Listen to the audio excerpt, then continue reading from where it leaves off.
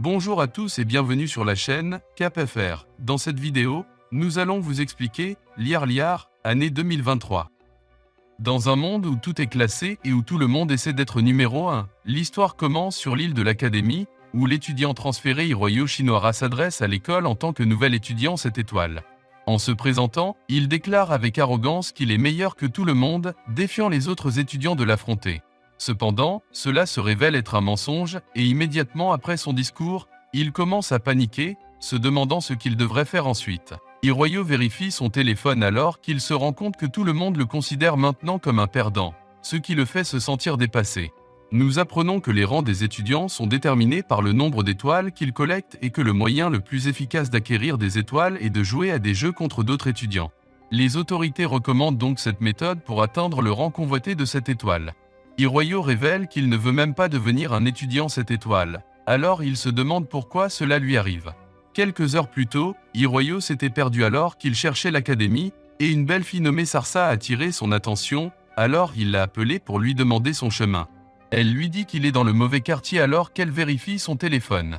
Pointant du doigt l'emplacement de son académie, Sarsa lui dit de ne pas être aussi formelle, puisqu'ils sont tous les deux en deuxième année, révélant que son appareil affiche les informations de son académie à ceux qui ont un rang supérieur. Hiroyo a déclaré qu'il avait sauté le didacticiel, alors Sarsa lui a donné une introduction, expliquant que le téléphone a sa propre application de médias sociaux appelée Stock, qu'il peut utiliser pour communiquer avec les autres étudiants. Elle lui apprend à envoyer une demande de jeu et le conduit dans le bon quartier, mais elle se rend compte qu'il est temps pour elle de retourner à son académie, alors elle lui fait ses adieux. Cependant, alors qu'elle s'éloigne, l'arroseur pulvérise soudainement de l'eau sur elle. Cela la bouleverse, car elle se demande si Hiroyo a prévu cela, l'accusant de l'avoir entraîné. Hiroyo essaie de nier cela, mais Sarsa l'interrompt, disant qu'il essaie de profiter d'elle. Elle le défie à un jeu, qu'il accepte en lui disant de l'écouter quand ce sera fini. Sarsa lui dit d'envoyer une demande de jeu, car la demande doit provenir du joueur le moins bien classé, et il s'exécute, mais il n'a pas pu définir les détails du jeu. Sarsa explique que le joueur le moins bien classé peut choisir le jeu, donc il n'est pas désavantagé, mais Hiroyo lui a envoyé une demande vierge, donc il doit penser qu'il peut la battre à n'importe quoi. Mais ce n'est pas le cas, puisqu'Hiroyo n'a pas, je ne sais même pas comment utiliser l'appareil. Pour cette raison, Sarsa choisit le jeu et elle choisit d'avoir un concours de regard au tour par tour avec lui, ou le joueur qui a une forme de réaction paire. Sarsa explique qu'à chaque tour, un joueur peut faire une expression, pour tenter de faire réagir l'adversaire, et Hiroyo est prêt à commencer tout de suite, ce qui surprend Sarsa, car il n'a même pas défini de capacité. Elle explique que les capacités peuvent fortement influencer le jeu, alors elle pense que Hiroyo ne la prend pas au sérieux. Hiroyo a une minute pour la faire réagir, mais Sarsa utilise sa capacité de manipulation du temps pour le réduire à 10 secondes. Cela le surprend et son tour est terminé avant même qu'il puisse faire quoi que ce soit. Sarsa utilise une autre capacité, créant une épée à faisceau, qu'elle utilise pour l'attaquer, essayant de lui faire montrer son épuisement, et nous voyons d'autres étudiants commencer à regarder leur match. Sarsa est contente que ses vêtements sèchent, mais l'arroseur pulvérise à nouveau sur elle, ce qui fait disparaître son épée alors que ses vêtements se mouillent à nouveau.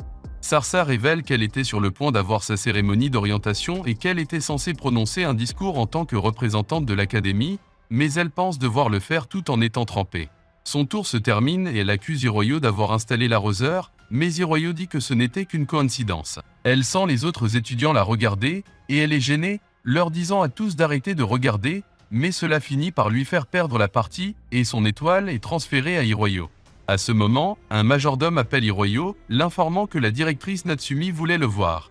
Il se rend dans son bureau et Natsumi lui dit qu'il a fait tout un bazar, disant qu'il a enfreint une règle importante. Il prétend avoir utilisé des méthodes sournoises pour vaincre l'étudiant d'une autre académie, ce qui n'est généralement pas un problème, mais elle révèle que son adversaire a obtenu le meilleur score à l'examen d'entrée de son académie et est le meilleur étudiant de l'île qu'elle n'a jamais perdu auparavant.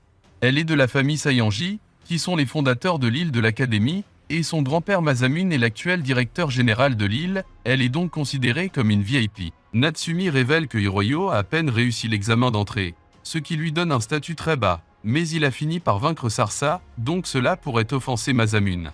Elle affirme que le réalisateur ferait n'importe quoi pour protéger le nom de sa famille, mais elle suggère que l'académie peut le sauver en le transformant en un étudiant 7 étoiles. Natsumi explique que si Sarsa était vaincue par un autre étudiant 7 étoiles, Masamune ne serait pas aussi bouleversé, mais Hiroyo dit qu'il ne mérite pas le statut, car il n'a qu'une seule étoile. Cependant, Natsumi lui dit de regarder son étoile et il se rend compte qu'elle est rouge, ce qui est étrange car elle est censée être blanche. Natsumi explique que c'est une étoile spéciale, qui permet au détenteur de raconter un mensonge sur n'importe quoi. Alors elle lui demande d'utiliser ce mensonge pour se transformer en un faux étudiant cette étoile. Natsumi explique en outre que peu de gens sont conscients de l'effet de l'étoile rouge, mais elle le sait parce qu'elle en avait une en sa possession. Natsumi révèle que son plan est de le faire ressembler à un génie qui a atteint cette étoile le premier jour, mais elle lui donne également la possibilité de quitter l'académie à la place. Hiroyo pense à son objectif de trouver une certaine personne, alors il finit par choisir de suivre son plan.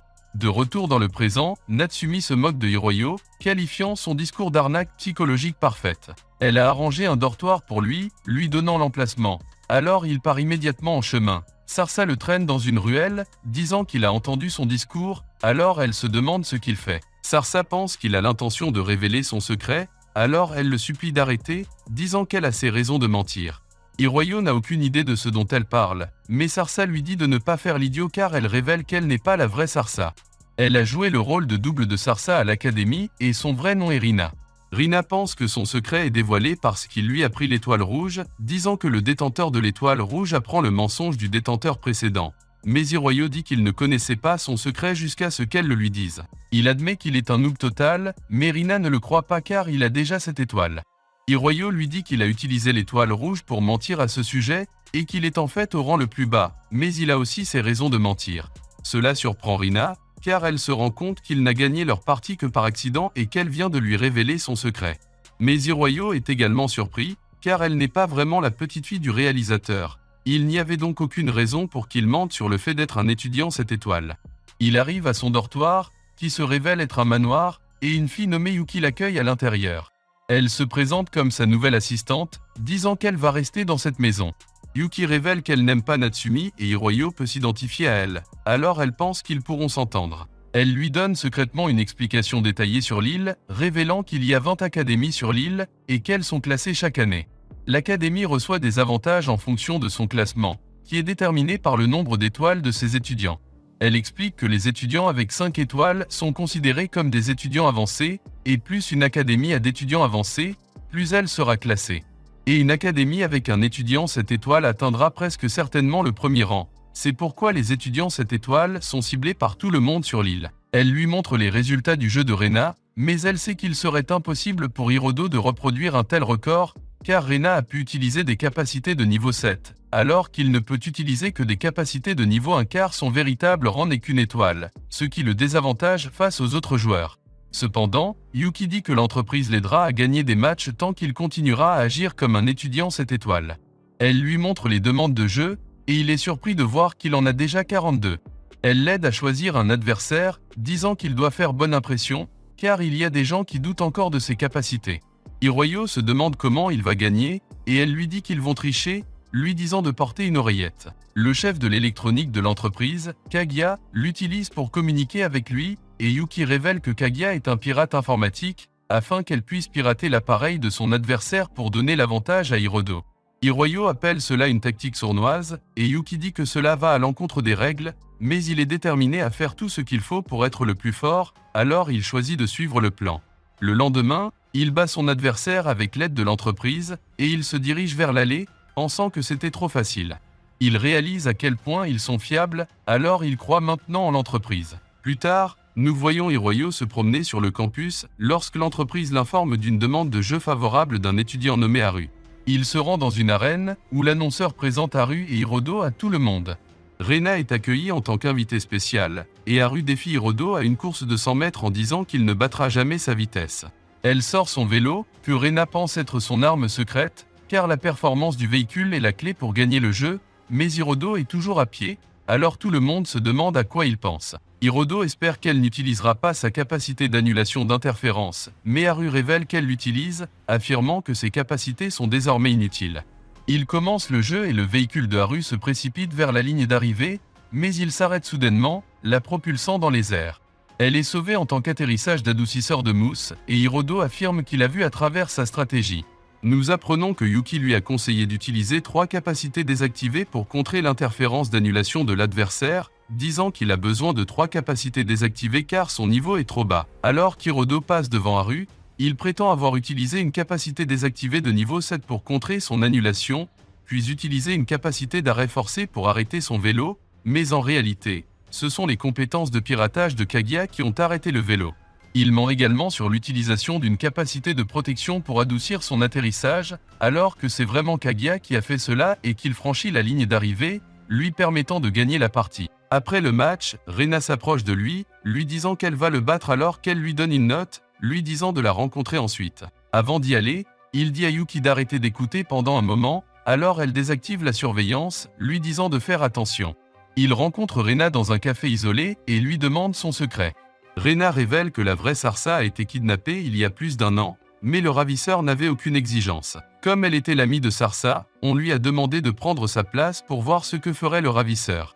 Elle révèle que les enfants de la famille Xianji ne sortent presque jamais jusqu'à ce qu'ils atteignent le lycée, donc des amis leur sont fournis, et elle s'est avérée être choisie comme l'une d'entre elles. Pour cette raison, le public ne connaît pas le vrai visage de Sarsa et il a été facile pour Rena de prendre sa place. Elle ne sait pas quand la vraie Sarsa reviendrait, mais elle veut protéger la réputation de Sarsa jusque-là, demandant à Hiroto de l'aider à protéger son secret. Rena ne veut pas qu'Hiroto perde, car le détenteur de l'étoile rouge en apprendra plus sur elle. Ajoute que Natsumi la protège parce qu'elle est convaincue qu'elle est la vraie Sarsa, et cela fait réaliser à Hiroto qu'il se ferait expulser de l'île, si son secret sort. Il lui parle de l'amie d'enfance qu'il recherche, disant qu'elle est quelque part sur l'île, donc il ne peut pas être expulsé tant qu'il ne l'a pas trouvée. Avec leurs objectifs alignés, ils décident de former une alliance et échangent des identifiants pour rester en contact. Le lendemain, ils rencontrent Rena et ils agissent d'un air suffisant l'un envers l'autre, quand soudain, ils voient un homme étrange rire alors qu'il les regarde de haut. Nous sommes arrivés à la fin de cette vidéo, merci d'avoir regardé, au revoir.